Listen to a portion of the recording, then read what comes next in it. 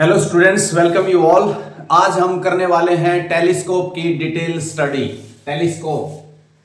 Telescope इसके types, refracting and reflecting, two types of telescope and further types of refracting and reflecting, और क्या है इसका रे डायग्राम और क्या है इसकी magnifying power. Let's start. 3, 2, 1. Let's discuss the types of telescopes. Telescope two types का होता है, रिफ्रैक्टिंग एंड रिफ्लेक्टिंग। रिफ्रैक्टिंग के अंदर हम लेंस यूज करते हैं, लेंसेज आर यूज्ड, इसके अंदर लेंस यूज करते हैं, और रिफ्लेक्टिंग के अंदर मिरर्स का यूज है। And why refracting and reflecting, which one is better, we will discuss it later on. Refracting में लेंस के अंदर जो एस्ट्रोनॉमिकल टेलीस्कोप है, this is used to see heavenly bodies which are spherical in shape mostly। तो इसके अंदर to convex lens use करते हैं हम, टू कॉन्वेक्स लेंस, और उस टू कॉन्वेक्स लेंस के अंदर एक ऑब्जेक्ट को जो फेस करता है दैट इज कॉल्ड ऑब्जेक्टिव। जैसे ये जो बिगर वन है, ये longer one, bigger, thinner and longer, इसको आप कह सकते हो ये लंबू और पतलू। लंबू, इसकी हाइट भी ज्यादा है, एपर्चर भी ज्यादा है, और थिन है तो फोकल लेंथ ज्यादा होगी, तो इसको लंबू एंड पतलू। और ये छोटा होता है और मोटा होता है। मोटा मीन्स थिक होगा तो उसकी फोकल लेंथ कम होगी, तो इसको छोटू और मोटू, ये है लंबू और पतलू। तो इसमें जो है इसको बोलते हैं हम objective, this is called objective. तो फर्स्ट लेंस जो ऑब्जेक्ट को फेस करता है, ऑब्जेक्ट टेलीस्कोप के अंदर इंफिनिटी में होता है। तो first of all what is telescope. अगर टेलीस्कोप की बात करें तो टेलीस्कोप एक ऑप्टिकल इंस्ट्रूमेंट है जिसको which is used to see far away objects, जो दूर के ऑब्जेक्ट्स को नजदीक लेकर आता है। ये मैग्नीफाई नहीं करता, ये नजदीक लेके आता है। अगर हम सिंपल माइक्रोस्कोप की बात करें तो उसमें वो साइज उसको इनलार्ज करता है। मैग्निफिकेशन का मतलब वहां पे साइज को इनलार्ज कर रहा है, मैग्नीफाइंग पावर का मतलब उसके साइज को बढ़ा रहा है। लेकिन टेलीस्कोप में ऐसा नहीं है। Telescope is bringing the objects, far away objects closer. और दूसरा होता है आईपीस, ये जस्ट सिंपल माइक्रोस्कोप है। Simple microscope, if you have not watched my video on simple and compound microscope, please watch that, detail से उसका magnifying power क्या है। तो सिंपल माइक्रोस्कोप, तो ये वही जो है सिंपल माइक्रोस्कोप है जो आईपीस का काम करता है, तो इसको बोलेंगे हम आईपीस। तो कोई भी टेलीस्कोप है उसके अंदर एक ऑब्जेक्टिव है और एक आईपीस है, जिसमें दोनों लेंस यूज हो रहे हैं, तो वो है एस्ट्रोनॉमिकल टेलीस्कोप। टेरेस्ट्रियल में क्या होता है, इमेजेस जो है इरेक्ट देखने के लिए, suppose there is a cricket match and you want to see that from the gallery, spectator gallery, then if you use astronomical telescope, all the players will be see in inverted position, no use of that telescope। तो उसके लिए हम क्या करते हैं, terrestrial telescope, जिसमें image सीधी erect दिखेगी। लेकिन इसके अंदर तीन लेंस यूज करते हैं, 3 कॉन्वेक्स लेंस। तो एक एक्स्ट्रा लेंस जो है इसमें ऐड हो जाता है, तो वो एक्स्ट्रा लेंस से क्या होता है, उसकी लेंथ बढ़ जाती है। डिटेल रे डायग्राम में हम बाद में डिस्कस करेंगे। तो फर्स्ट इसमें रिफ्लेक्टिंग के अंदर this objective is replaced by mirror. तो इसमें मिरर्स, इसमें 2 टाइप है, Newtonian and Cassegrain type telescope. तो all one by one we will discuss, और क्या उसकी मैग्नीफाइंग पावर है। तो let's discuss one by one. First I start from astronomical telescope. Astronomical telescope,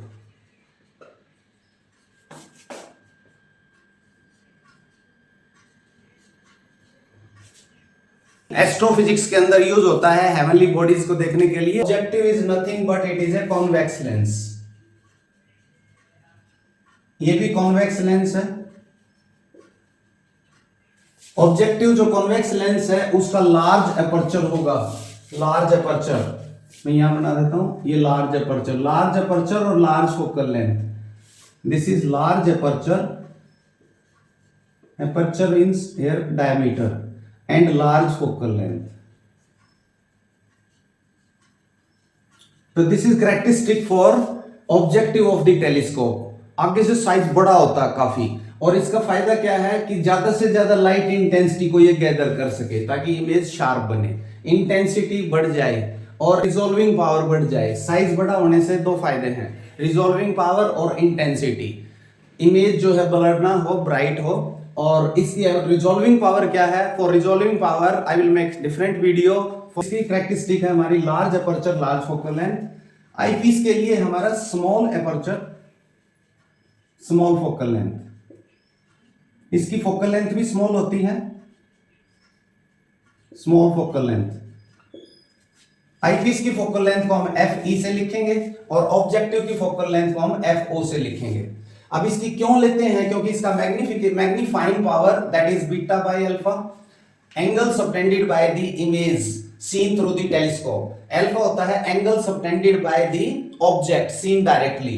तो ये जो मैग्नीफाइंग पावर है इसका एक्सप्रेशन हम निकाल लेंगे, तो ये F O by F E इस रेशो में आएगा। तो इसको लार्ज करने के लिए हमें क्या करना पड़ता है, एफ ई को एज स्मॉल एज पॉसिबल, और एफ ओ जो है focal length of objective that should be large. सबसे पहले दिस इज ऑब्जेक्टिव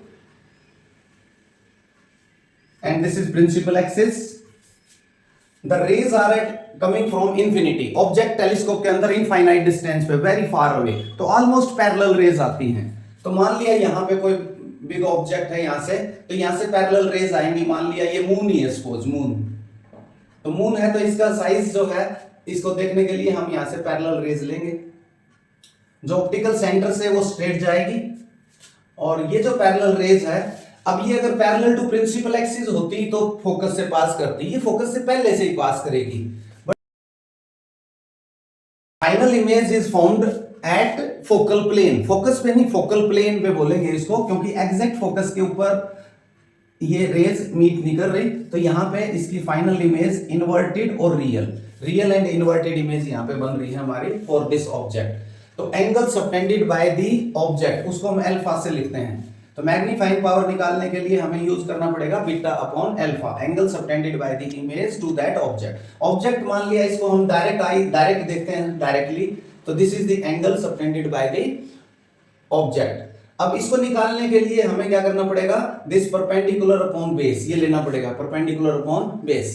तो लेकिन ये जो बेस है यहाँ पे इनफाइनाइट डिस्टेंस है, वी कैन नॉट डिटरमाइन, तो इसलिए हम क्या करते हैं, this alpha will be equal to this angle same.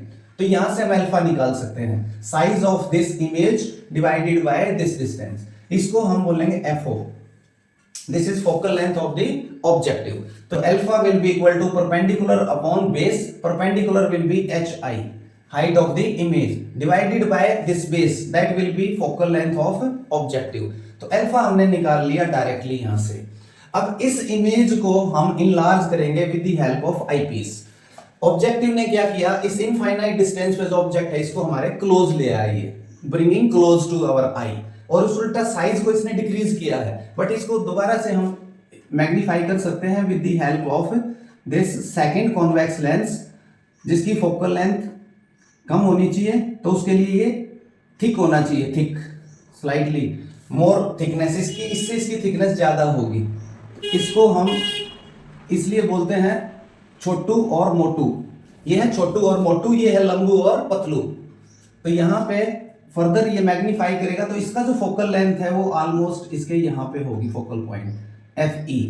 तो ये एफ ई, यहाँ पे एफ ई, तो यहाँ से फर्दर ये रेज जो है आगे इनको एक्सटेंड कर देंगे हम, और यहाँ से जो ऑप्टिकल सेंटर से है वो स्ट्रेट जाएगी, and it will appear as if coming from this point, यहां से ऐसा लगेगा यहां से आ रही है। और सेकंड जो रे है ये, इसको भी हम आगे एक्सटेंड कर देंगे, दिस वन, और ये डाइवर्जिंग जो रेज हैं they will not meet this side, appearing to be coming from this point, और यहां फाइनल इमेज इसकी बन जाएगी। यहाँ पे final image is formed at some distance, if this distance is capital D. अगर ये डिस्टेंस कैपिटल डी है तो मैग्नीफाइंग पावर मैक्सिमम होगी, अगर ये डिस्टेंस इंफिनिटी है तो मैग्नीफाइंग पावर मिनिमम होगी। तो उसमें यहां से हम इसको देखेंगे, तो this is eyepiece image, final image is seen through this. तो angle subtended by the image, ये एंगल होगा, दिस इज बीटा। तो बीटा निकालने के लिए हम इसका this perpendicular upon this base ये भी ले सकते हैं, या फिर इसके अंदर जो है ये स्मॉल ट्रायंगल, जो राइट एंगल ट्रायंगल है, इसमें this height of the image, real image H I divided by this distance, और इस डिस्टेंस को हम डिनोट करेंगे यू ई से, डिस्टेंस ऑफ ऑब्जेक्ट, इसके लिए ये ऑब्जेक्ट है from the eyepiece, U E, इससे हम इसको डिनोट करेंगे। Now expression for magnifying power, that is beta by alpha. When beta is your in this triangle, perpendicular that is HI upon base that is UE and divided by alpha. I am taking magnitude here. तो alpha जो है इसके अंदर उसी तरह से अभी हमने लिखा था alpha HI divided by this space that is FO. HI से HI कैंसिल और यहाँ पे आ गया FO डिवाइडेड बाय UE. तो this is expression for magnifying power of telescope. Now there are two situations. Final image is at distance D, तो उस case में हम इसको रिप्लेस करेंगे. और फाइनल इमेज अगर इंफिनिटी पे है सपोज, उसको बोलते हैं नॉर्मल एडजस्टमेंट. तो नॉर्मल एडजस्टमेंट के अंदर फाइनल इमेज जो है इंफिनिटी पे है, और फाइनल इमेज अगर इंफिनिटी पे है तो that will be found only when this image is found at its focus. इसके फोकस पे बनेगी. तो उस केस में UE जो है that will be equal to FE. तो उसको FE से रिप्लेस कर देंगे. तो magnifying power of telescope in normal adjustment that is equal to FO upon FE. And this is the formula where we can determine why FO should be large. Focal length of objective large क्यों होनी चाहिए, focal length of eyepiece small क्यों होनी चाहिए?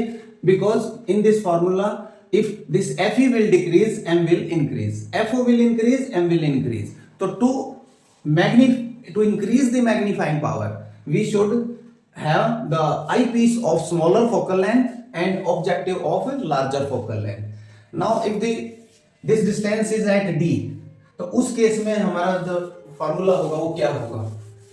If the final image is found at D, तो इस case में हम लेंस फार्मूला यूज कर सकते हैं further. 1 by V minus 1 by U is equal to 1 by F. For eyepiece this will be VE, UE and FE. और यहाँ से 1 by UE की वैल्यू निकाल लेंगे हम. That will be 1 by VE minus 1 by FE. Now put this VE is equal to D.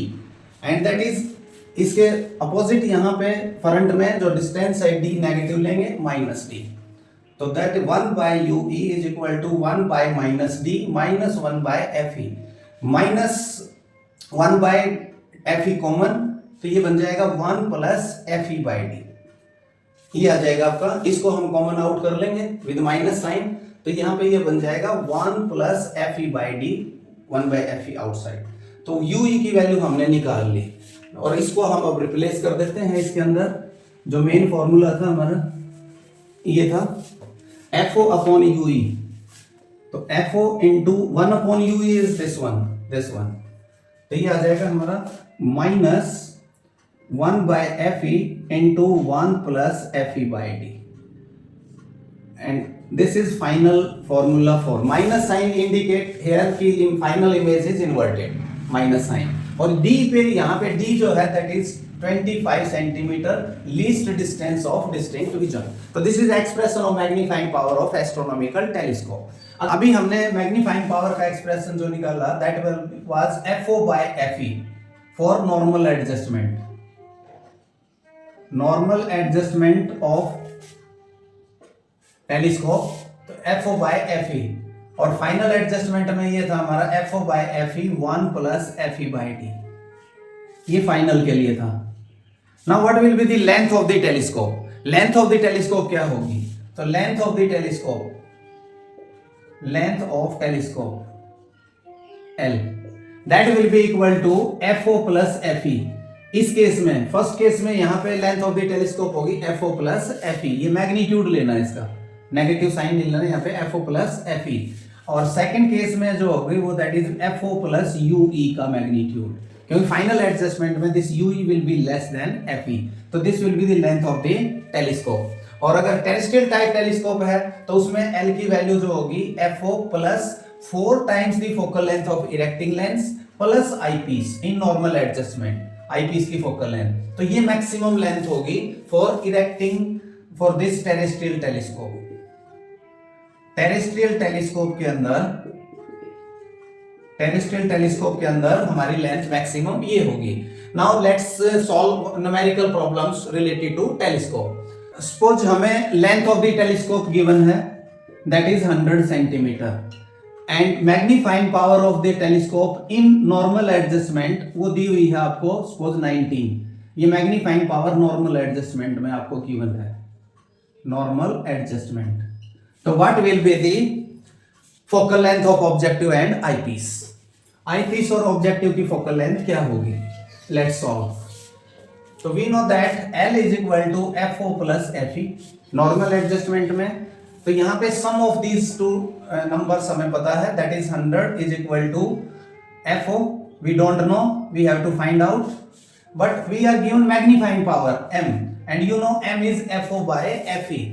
तो normal adjustment में ये फॉर्मूला यूज करेंगे. M is given to you 19, that is FO by FE.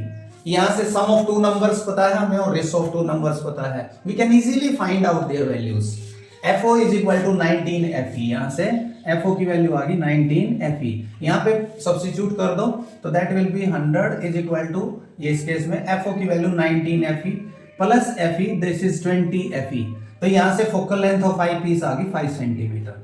अगर eyepiece की focal length 5 centimetre है तो objective की focal length 95 automatically रह जाएगी. 100 is equal to FO plus FE. तो this is our answer. Now the same telescope is used for final adjustment. What will be the length of the telescope? अगर इसी telescope को final adjustment के लिए use करें तो उसकी length क्या होगी? ऑब्वियसली 100 से कम आएगी. कितना कम आएगी वी विल फाइंड आउट. और उसकी मैग्नीफाइंग पावर क्या होगी? Now we have derived from here this numerical से हमने डिराइव कर लिया कि FO जो है that was 95 centimetre and FE was 5 centimetre. ये हमने निकाल लिया. Now image is formed at D. तो उस केस में UE निकाल लेंगे by using this formula. 1 by V minus 1 by U is equal to 1 by F. For eyepiece we can write like this. यहाँ पे V जो है हमारा 25 है तो इसको -25 लेंगे. -1 by UE is equal to 1 by FE. Focal length of eyepiece is 5. Convex lens है तो फोकल लेंथ प्लस में लेंगे.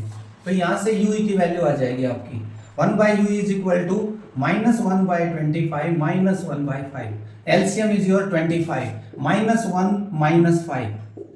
That is -6 by 25. और यहाँ से UE की वैल्यू आ जाएगी -25 by 6. That is 4.1 nearly 4.1 centimeter.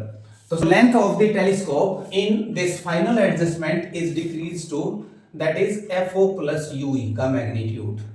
ये माइनस साइन तो इंडिकेट कर रहा है यहाँ पे कि object is placed in front of the lens. तो FO is your 95 and magnitude of this is 4.1, that is 99.1 centimetre. ये ये लेंथ होगी उसकी और उसकी मैग्नीफाइंग पावर क्या होगी? Straight way we use this formula. M is equal to FO. FO is your, that is 95. FE that was 5. 1 plus FE that is 5. And D is 25.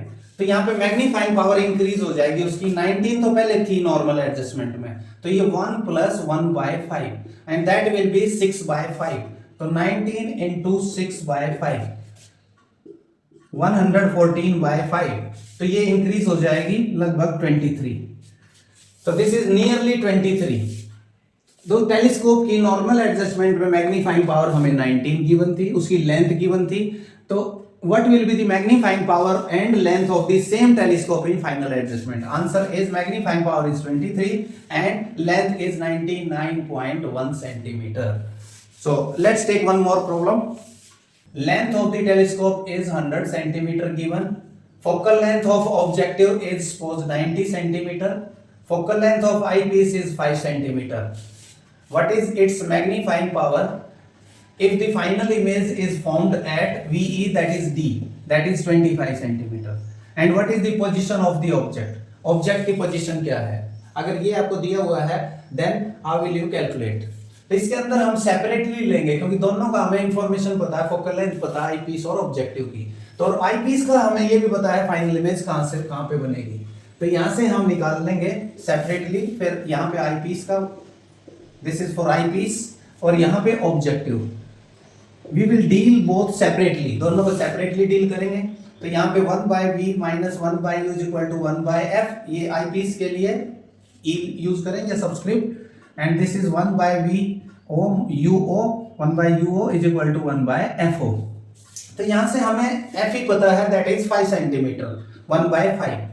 और VE is your 25, लेकिन ये minus sign लेंगे तो that is -25 minus 1 by this is UE.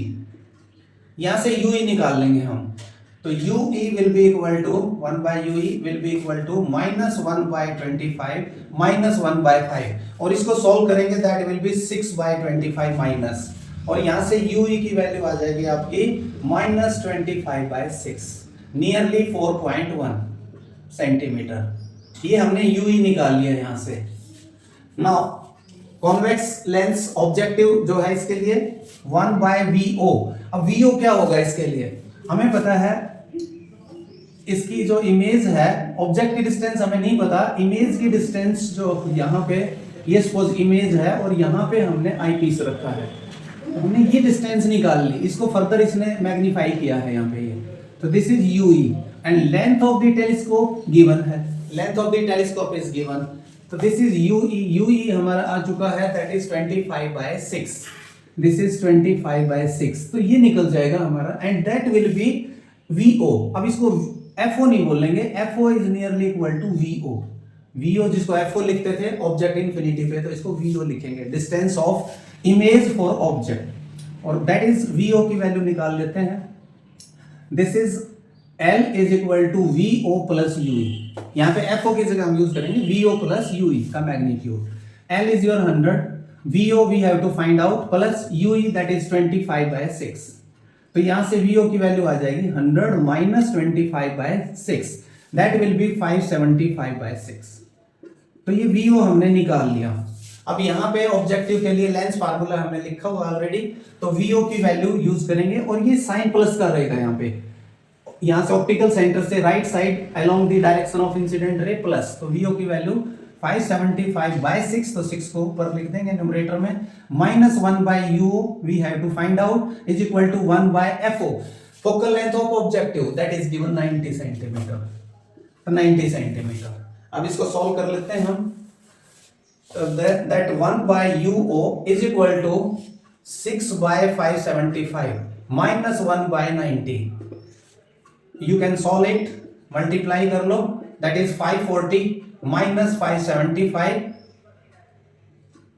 and that will be in negative, negative में आएगा क्योंकि object is placed in front of that is 35/575 into 90 1/UO, और UO की वैल्यू यहां से फाइनल आ जाएगी हमारी UO, position of the object in front of objective, that is 575 into 90 divided by 35, और इसको कैलकुलेट कर लेंगे 300 centimetre, nearly 15 metre, object is nearly 15 metre away from that telescope. So next है हमारा टेरेस्ट्रियल टेलीस्कोप, टेरेस्ट्रियल टेलीस्कोप। तो अब terrestrial telescope में the formula will remain same, only ray diagram is to be drawn, उसी तरह से ये objective, इसमें इंफिनिटी से रेज आएंगे, और ये इसका सपोज फोकस पे जो है फोकस हो जाएंगे, यहां पे इन्वर्टेड इमेज एट फोकस, इसको फोकस पॉइंट बोल देंगे, फोकस पे ही बनेगी, ऑब्जेक्टिव का फोकस है ये, क्योंकि जो rays not parallel to principal axis वो फोकस से पहले से ही पास हो जाएगी, तो यहां पे इसको इनलार्ज करना है हमने, उससे पहले हम इसको इन्वर्ट करेंगे, इन्वर्टेड इमेज को इरेक्ट कर लेंगे, तो एक यहां पे इरेक्टिंग लेंस बोलते हैं उसको, अगर वो इरेक्टिंग लेंस यहां से ये डिस्टेंस, इसका फोकल लेंथ f है सपोज, तो अगर ये 2f डिस्टेंस पे अगर रख दें हम, तो इसकी सेम साइज की इमेज बन जाएगी, और ये पैरेलल रेज इसके फोकस से जाएगी और ऑप्टिकल सेंटर से सीधी जाएगी, और यहाँ पे ये इमेज इरेक्ट हो जाएगी, तो ये इन्वर्टेड इमेज इरेक्ट होगी, इसको बोलते हैं erecting lens, this is erecting lens. Erecting lens का रोल क्या है, वो इन्वर्टेड इमेज को इरेक्ट कर देता है। Now the I piece is placed, यहाँ पे आई पीस रख देंगे अपने, दिस इज आई पीस, तो in the same way parallel rays focus से जाएगी, ऑप्टिकल सेंटर से स्ट्रेट जाएगी, appear to be meeting somewhere, यहाँ पे इसको मेरे को रिमूव करना पड़ेगा यहाँ से, ये appear to be inverted coming from this point यहाँ से, और ये जो है enlarge and magnified image, final image erect बन जाएगी if it is seen from this side. यहां से अगर हम देखेंगे तो ये फाइनल इमेज बन जाएगी, मैग्नीफाइंग पावर का एक्सप्रेशन सेम रहेगा। Now come to the reflecting type of telescope. ये था refracting type, refracting. Now come to the reflecting type of telescope. सबसे पहले है Newtonian, Newtonian type telescope. Newtonian type telescope के अंदर हम लेंस को जो है, ऑब्जेक्टिव लेंस को मिरर से रिप्लेस कर देंगे। तो कॉनकेव मिरर लेंगे यहां पे, जिसकी radius of curvature suppose r है। Almost parallel rays from infinity are reaching here, और आफ्टर रिफ्लेक्शन यहां पे एक मिरर रखेंगे, प्लेन मिरर, प्लेन मिरर।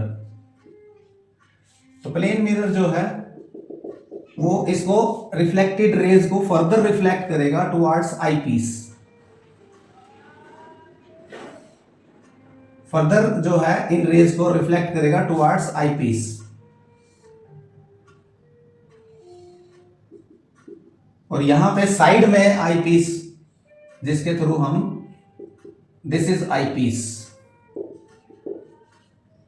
तो आई पीस के थ्रू हम जो इनफाइनाइट डिस्टेंस पे ऑब्जेक्ट है, after reflection through this concave mirror and plane mirror, उसको यहां पे आई पीस में हम देख सकते हैं। Now the objective of astronomical telescope is replaced by this, और इसकी फोकल लेंथ होगी हमारा रेडियस ऑफ कर्वेचर का हाफ। तो इसका मैग्नीफाइंग पावर का एक्सप्रेशन वही रहेगा, बीटा बाय अल्फा, लेकिन उसमें एफओ बाय एफई, एफओ को रिप्लेस कर देंगे आर बाय 2 से। Rest of the expression will remain same. तो ये था न्यूटोनियन टाइप टेलीस्कोप। इसके बाद आता है हमारा Cassegrain type telescope, Cassegrain type telescope.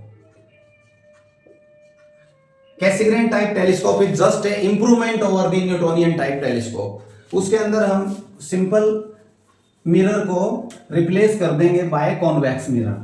Simple mirror is replaced by convex mirror in this. ये concave mirror as it is रहेगा, but there is a window kept at the centre. यहां पे एक विंडो जो है हम छोड़ देंगे यहां पे, और the raise coming from infinity, parallel raise, after reflection further focused on the I peace with the help of convex mirror. ये कॉन्वेक्स मिरर यहां पे रखेंगे।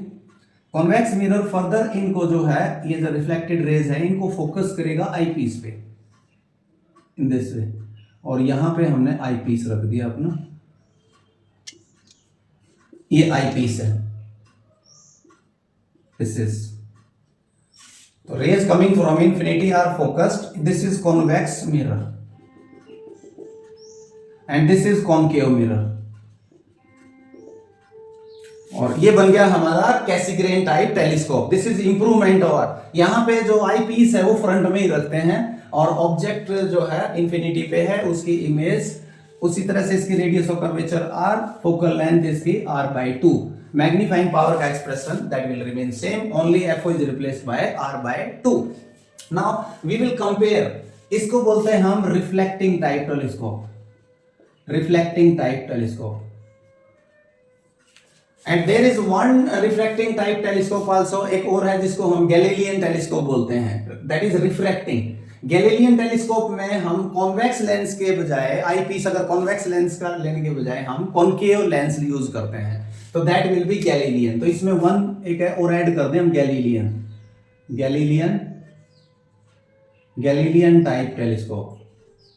आई piece is replaced by concave lens. Suppose ये हमारा ऑब्जेक्टिव था, उसी तरह से पैरेलल रेज इंफिनिटी से आ रही थी, parallel raise coming from infinity, और ये सपोज यहां से यहां तक, ये सपोज यहां पे हमारी फाइनल इमेज बननी थी रियल और इन्वर्टेड। सपोज अगर ये कॉनकेव लेंस नहीं होता तो यहां पे इमेज बनती, लेकिन इसने क्या किया, इसको फर्दर डाइवर्ज कर दिया, इस रेज को, इसको ज्यादा डाइवर्ज कर दिया, इसको थोड़ा सा कम डाइवर्ज किया यहाँ पे, और there will be no image this side. तो ऐसे लगेगा virtual and enlarge image is found यहाँ पे, तो यहाँ पे ये वर्चुअल इमेज बन जाएगी यहाँ पे। तो ये है हमारा Galilean type telescope, Galilean type telescope. तो गैलीलियन टाइप टेलीस्कोप के अंदर हम आई पीस को कॉन्वेक्स लेंस के बजाय कॉनकेव लेंस यूज करते हैं। Now we compare which one type of telescope is preferred, refracting type telescope और रिफ्लेक्टिंग टाइप टेलीस्कोप। तो what are the drawbacks of refracting, पहले वो स्टडी करते हैं, after that we will compare drawbacks of drawbacks of refracting type telescope, drawbacks और limitations, drawbacks और limitations of refracting type telescope.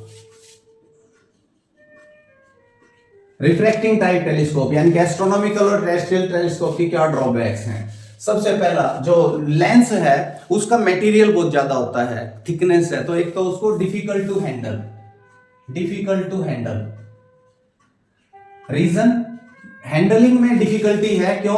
क्योंकि उसका लार्ज साइज है, साइज लार्ज है, हैवी है, वो काफी हैवी है, साइज में भी लार्ज है और हैवी है, तो इसलिए हैंडलिंग में काफी डिफिकल्टी आती है। दूसरा, कॉस्टली है, ये काफी कॉस्टली, मैन्युफैक्चरिंग कॉस्ट इसकी काफी ज्यादा होती है, ज्यादा मेटेरियल यूज किया जाता है उसमें और शार्पनेस और वो इसलिए कॉस्टली भी है। तीसरा जो मोस्ट इंपॉर्टेंट, इसके अंदर इमेज जो है ब्लर्ड बनती है, image is not so sharp, not so sharp as compare to reflecting. Reflecting telescope के अंदर इंटेंसिटी ऑफ लाइट जब किसी लेंस से क्रॉस करेगी लाइट तो कुछ part of that energy is absorb, तो यहां पे इंटेंसिटी कम हो जाती है, और मिरर्स के अंदर रिफ्लेक्टेड लाइट जो है वहां पे इंटेंसिटी ऑलमोस्ट सेम रहती है, सेम मीडियम में, सेकंड मीडियम में वो ट्रेवल नहीं करती, तो यहाँ पे image will be more sharp, यहाँ पे लेस शार्प होगी।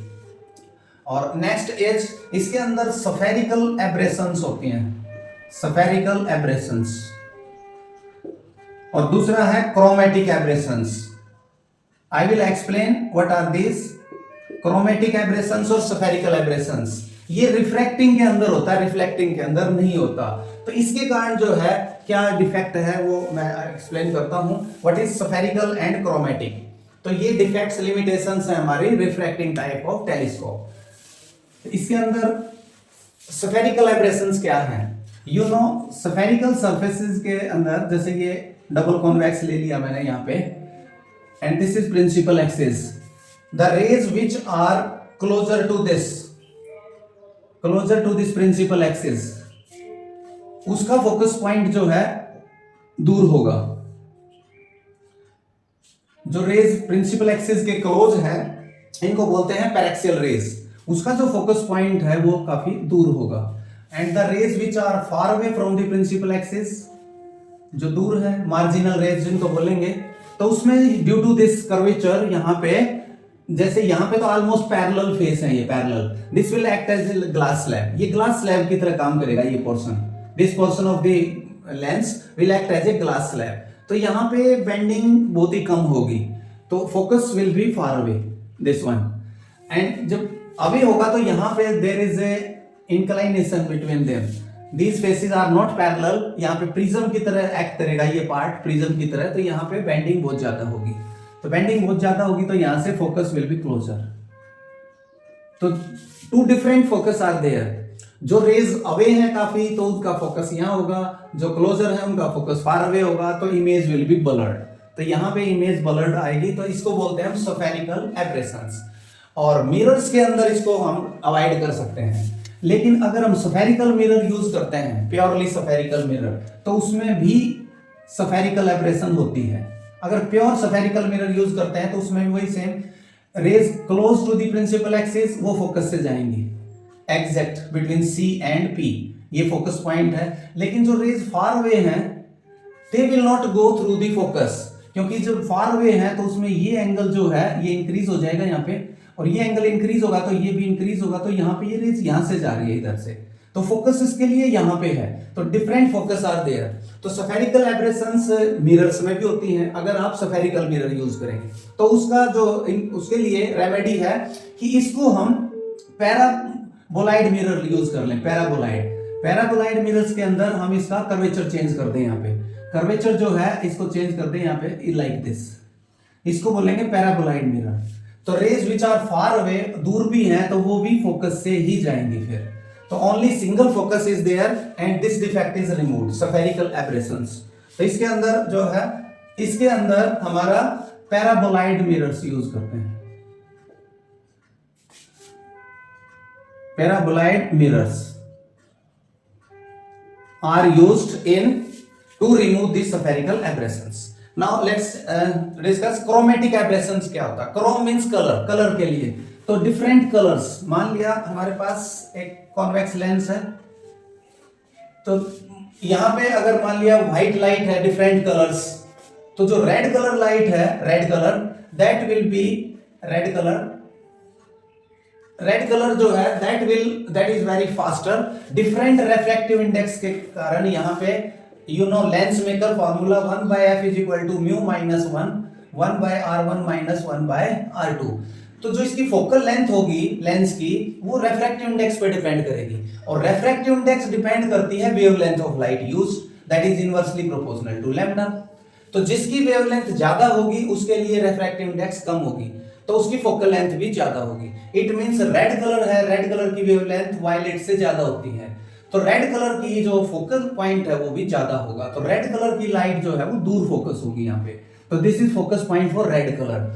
अगर यही लाइट मान लिया हमारी वायलेट होती, तो वायलेट के केस में मैं बिल्कुल क्लोज दो लाइट रेज ले रहा हूं, very close.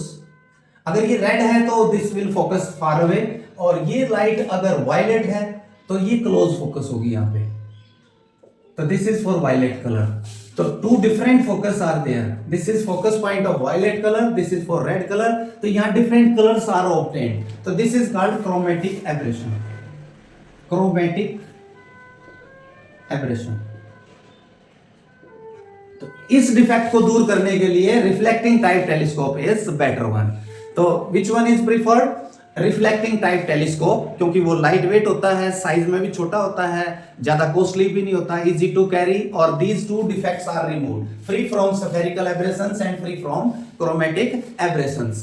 So this was all about telescope, and regarding the resolving power you can watch the separate video on that. Thank you very much. Have a nice day.